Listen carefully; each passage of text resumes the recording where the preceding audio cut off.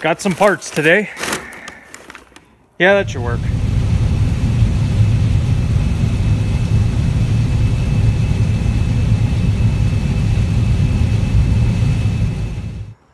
All right, guys, 82 degrees on my thermometer, 30% humidity, and we are under a red flag warning for brush fires. Every year there's brush fires. A couple of years ago, about a 50-acre cornfield burned, and interesting on the fire company. But anyway, I'm looking at this lid, and I get it out of the box, and I start getting mad, but there's no reason to get mad. I didn't see any threads on the lid. I was like, how the heck am I supposed to put it in the tank? Well, this lid, and I guess I didn't read the description real well.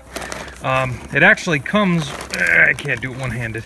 There it is. It actually comes with the ring. This is making for bad TV. Anyway, it comes with the ring to put in your tank. There we go. If you have to change your threads for any reason, I didn't know if these lids were standard or what, but I didn't want to buy a whole lid, but as much as I looked around and tried, I could not find just the center cap, so I had put plastic over it for the time being. So it's not a big deal. This is the same lid as on my other tank. So we did get a new lid. Wasn't very expensive, made in Taiwan, and in case the threads aren't right, we've got the whole new ring here, so that's pretty neat. Agri Supply, yeah, Agri Supply I found online, so let's go see if it fits. And it's on.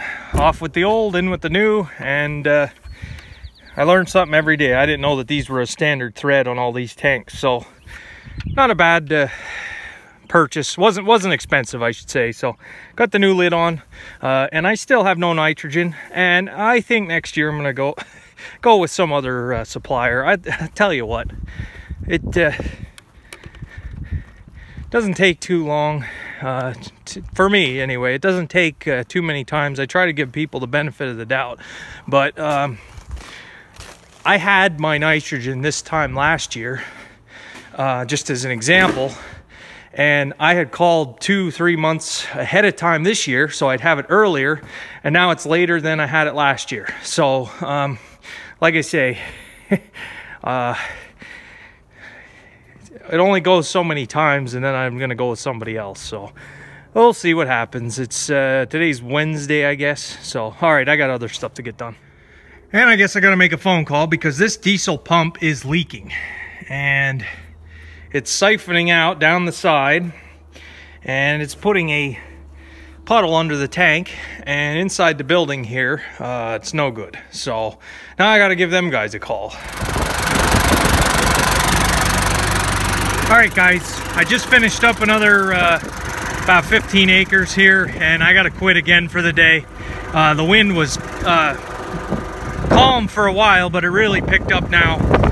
It was a lot calmer day than yesterday. It was kind of intermittent today. It would be still and calm for a while, and then all of a sudden you get a real bad gust. So it's starting to get more gusty now, so I gotta quit.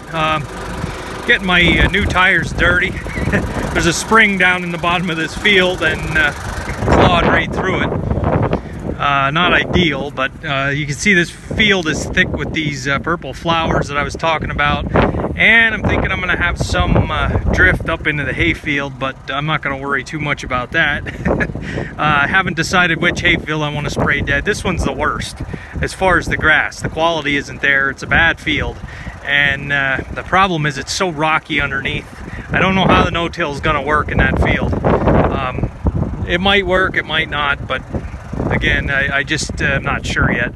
So yeah, we got the spring all the way down there. This here is not 100% on the acreage, but the wind's coming out of the west, which is that direction, and it's blowing everything this way. And it's fine when you're going out along this way. You're not getting coated with it like I was over in the other about 9-10 acre field. It was blowing. You're all right going forward, and I had to stop a bunch of times too, so it's not like I'm out spraying in the high winds. I'd say about 5 miles an hour, so it's not perfectly calm, but it's just the way it's going today. I am ahead of last year. Last year I was at May 10th was when I first started doing any type of spraying, and they planted on the 17th. Well, the herbicide I'm using, I need at least 14 days or more ahead of time. So they're not going to be here on May 15th. Today's the 2nd. There's no way they're going to be here that early. So we're going to be all right with our window here. And still working at the corn, still not done yet. So we'll see how tomorrow goes. Maybe this evening, I don't know. I'm going to put this away. And I'll take you guys along for a little bit here. I'm going to back this back in the shed for now and keep working on the 560. Can't do anything else yet.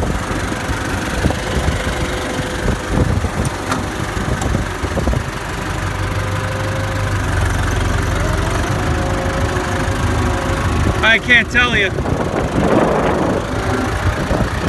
how happy I am to have those stupid 3-point arms off. Yeah, it's getting too windy. I'm glad I finished when I did. I'm not the only guy spraying today. I was out a little while ago and saw 2 other sprayers rolling.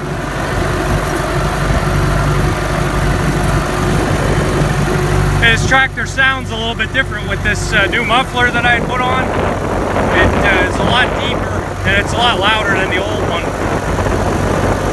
I'm not sure why, but it's just the way it is. It has more of a deep sound to it, I guess you could say. So, fixed my shed roof.